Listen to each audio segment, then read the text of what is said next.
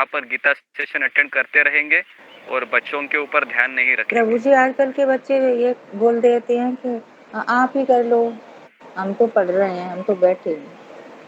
हाँ, तो इसलिए हमें पता होना चाहिए कि माता पिता ने बचपन से ही अपने बच्चों को ट्रेनिंग देना चाहिए।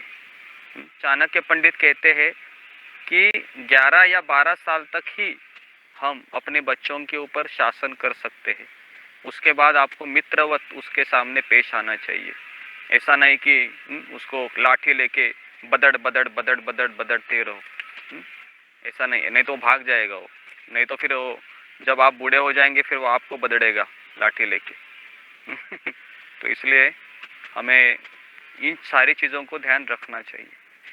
ओके, फिर जब वो गृहस्थ होता है 50 साल के बाद, फिर वो अपनी पत्नी के साथ फिर वो वृंदावन जाता है या जगन्नाथपुरी जाता है, दोनों, हाँ, पति पत्नी।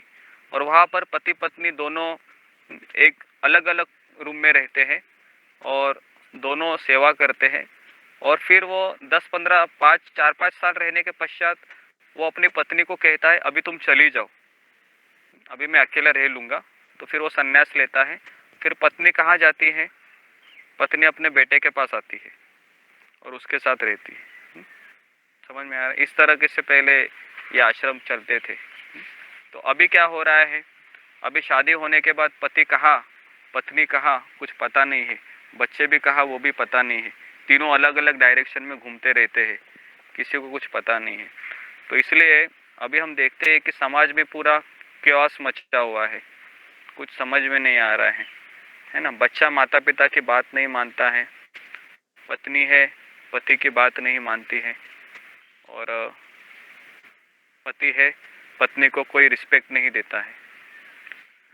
तो यहाँ पर बताया है, आखिरी पैराग्राफ देखिए आप 8वें अध्याय का, कि जिसे भगवद गीता में तनिक भी श्रद्धा नहीं है उसे किसी भक्त से भगवद गीता समझनी चाहिए। क्योंकि 4थे अध्याय के प्रारंभ में ही कहा गया है कि केवल भक्तगण ही गीता को समझ सकते हैं, अन्य कोई भी भगवद गीता के अभिप्राय को नहीं समझ सकता। अतः मनुष्य को चाहिए कि वह किसी भक्त से भगवद गीता पढ़े, मनोधर्मियों से नहीं। जब भक्त की खोज की जाती है और अंततः भक्त की संगति प्राप्त हो जाती है, तो उसी क्षण से गीता का वास्तविक अध्ययन तथा उसका ज्ञान प्रारंभ हो जाता है। तो देखो, मैं आपको बता रहा हूँ कि आपने यहाँ पर आने के पहले गीता पढ़ी भी होगी, लेकिन आपको कुछ समझ में नहीं आई होगी वो। लेकिन अभी यहाँ पर बताया है कि जब आप भक्तों का संग में गीता का आप अध्ययन प्रारंभ करते हैं, तभी भक्त और कृष्ण की कृपा से हम भगवान को जानने का एक हमारा प्रयास शुरू हो जाता है। और फिर सारे भ्रम है वो धीरे धीरे दूर हो जाते हैं और फिर गीता के अध्ययन में रस आने लगता है, इस तरीके से। तो अभी हमारा ये 8वां अध्याय पूरा हो गया। अभी हम 9वें अध्याय के ऊपर जा रहे हैं। किसी को कुछ प्रश्न है ये 8वें अध्याय में जो अब अभी तक हमने चर्चा किया है?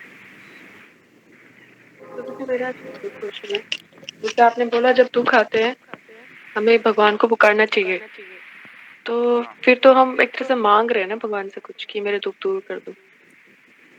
दुखों को पुकारना चाहिए, मैंने कहा कि ये भगवान को पुकारना चाहिए दुख आने के बाद। मैंने ये नहीं कहा कि भगवान से हमको कुछ मांगना चाहिए।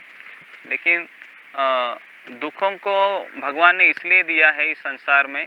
एक चीज़ आप ध्यान रखिए, जब हमको दुख मिलता है ना तो हम झटपटाते हैं, बहुत तकलीफ में आते हैं, और तभी क्या होती है ना, तभी एक्चुअली ना स्विच ऑफ हो जाता है। जितना हमने भगवान का भक्ति किया है ना वो तुरंत डिलीट हो जाता है और हमारा मन है ना कहीं दूसरी तरफ आकर्षित हो जाता है। उस चीज़ को सॉल्व करने के पीछे हम भागते हैं बहुत। जैसे द्रौपदी ने का देखा आपने, द्रौपदी ने तुरंत भगवान को नहीं पुकारा। पहले वो दुशासन से अपनी साड़ी को पकड़ रही थी, है कि नहीं? ऐसे साड़ी पकड़ के वो उसको सोच रहे थे कि मैं इससे निपट लूंगी। लेकिन जब उसने देखा कि दुशासन में 10,000 हाथियों का बल था, मैं उसके पीछे क्या, मैं उसके सामने बहुत कमज़ोर हूँ।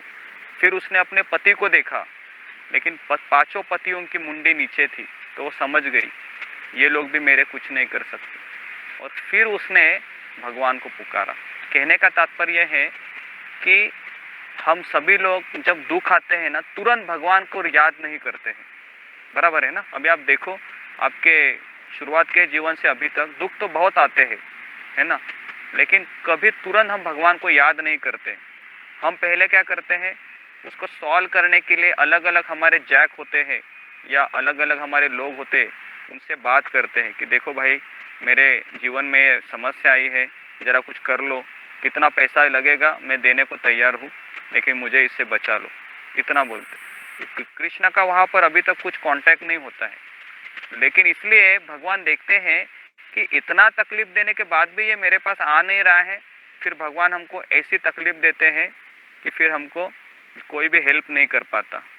और वो तकलीफ कौन सा है, एक भयानक बीमारी आ जाती है कभी कभी, जैसे हमने जैसे कि मानसिक शारीरिक इस टाइप से कुछ। नहीं, मानसिक शारीरिक नहीं, कैंसर जैसी बीमारी भी आती है कभी कभी, जो केवल हमको 2 महीना 3 महीने का नोटिस मिलता है, तो तभी हम तुरंत ऐसे घड़बड़ा के उठ जाते हैं, क्योंकि अभी जीवन मरण का प्रश्न आया है ना।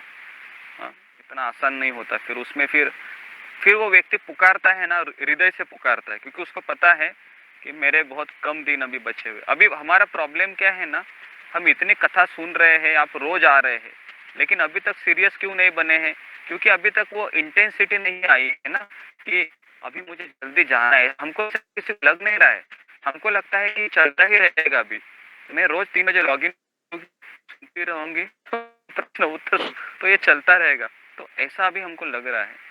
तो हमें हमेशा ना ये सेशन ज्वाइन करते समय हमको ना हमेशा चिंतन करना चाहिए कि कहीं ये मेरा आखिरी दिन तो नहीं है ना। तो इसलिए मैं पूरा अपना तन मन पूरा सब कुछ लगा कर मैं इसको एक एक शब्द को सुन लूँ, पी जाऊँ करके। हाँ, ऐसा हमको सोचना चाहिए। ठीक है, तो ऐसे नहीं बोलना चाहिए भगवान सॉल्व करो, ऐसे बोलना चाहिए कि I am surrendered to you, है ना। हमें ऐसा सोचना चाहिए। एक्चुअली मैंने पहले भी बताया था, भगवान मेरे लिए जो अच्छा है वो आप कीजिए, ये सबसे बेस्ट प्रार्थना है, क्योंकि भगवान को ही पता है कि मेरे लिए क्या अच्छा है। हम क्या जान सकते हैं ना मेरे लिए क्या अच्छा है। मैं तो भगवान से कुछ भी मांग सकती हूँ या सकता हूँ, तो भगवान हमारे बेस्ट फादर एंड मदर की तरह है। तो हम गुरुजी एक क्वेश्चन है, जैसे आप बोले ना कि पत्नी को, जैसे आजकल की पत्नी नहीं मानती है पति की बात, तो पति अगर वैसा हो कि पूजा पाठ के लिए मना करे या कुछ भी चीज के लिए लड़ाई करते रहे, तो क्या मानना चाहिए? मतलब कैसे उस चीज को, सिचुएशन को संभालना चाहिए? तो पति भी तो ऐसा रहना चाहिए। हाँ,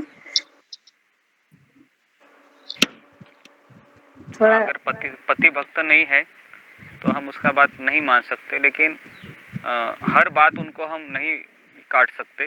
केवल एक ही बात हम उसको काटना चाहिए कि अगर वो हमारी भक्ति के आड़ आता है तो हम उसको थोड़ा सा बोल सकते हैं, नहीं तो अन्यथा हमको उसकी सारी बात मानना ही चाहिए, क्योंकि आपको खिला पिला रहा है वो। लेकिन ये भी सोचना चाहिए, कोई गलत कार्य करने के लिए आपको बोल रहा है तो फिर आप उसको थोड़ा फाइट भी कर सकते हैं कि ये ठीक नहीं है, मुझे जी इससे जी पाप लगेगा, जो भी है। ठीक है। तो तो अभी हरे हम कृष्णा किसी प्रभु। को, हाँ, हरे कृष्णा। प्रभु, अजय महाराज जो अमेरिका में हैं, उनको कैंसर हो गया है। कौन से अजय महाराज महाराज? हिंदुस्तान के ही हैं, तो उन्होंने ऐसी प्रार्थना क्यों करी सब भक्तों से कि मेरे लिए चैंटिंग नहीं करो, मेरे लिए प्रार्थना मत करो? मुझे पता नहीं वो कौन है, वो मैं कैसे इसका उत्तर। नहीं, मेरे को मालूम है, इसलिए बताया मेरे को। राधा गोस्वामी ने बताया, जो मायापुर में है, राधा, उन्होंने बताया। हाँ हाँ, अच्छा अच्छा। हाँ। नहीं, अभी तो राधा देखिए, अजय महाराज है, मतलब अमेरिका में है, तो हाँ हाँ, उन्होंने प्रार्थना की है कि मेरे लिए कोई भी भक्त मेरे लिए चैंटिंग नहीं करे, मेरा अधिक जीवन के लिए, क्योंकि उनको कैंसर हो चुका है। हाँ हाँ, तो उनकी ये इच्छा होगी कि मुझे अभी बस हो गया, जीने की इच्छा नहीं है, तो मुझे और अधिक जिलाने के लिए मेरे प्रार्थना मत करो भगवान से, मैं मरना चाहता हूँ। तो कुछ कुछ ऐसे भक्त होते हैं जिनको जीने की इच्छा नहीं होती, वो सोचते हैं कि अभी मुझे बस भगवान के धाम जाना है, अभी आप मेरे लिए कुछ प्रार्थना मत करो। वो भी हरे कृष्णा प्रभुपाद के प्रभु समय जी, के ही है, हमने भी मतलब उन्होंने सुना है प्रभुपाद से प्रभु जी, दीक्षा ली है। हमने भी सुना है प्रभु जी। वो गुरु जी बोल रहे हैं कि हम मेरे लिए प्रार्थना मत करो, लेकिन इस्कॉन के लिए प्रार्थना करो कि प्रभुपाद का ये मिशन चलता रहे, ये बोल रहे हैं वो। हाँ, तो ये भी बहुत अच्छा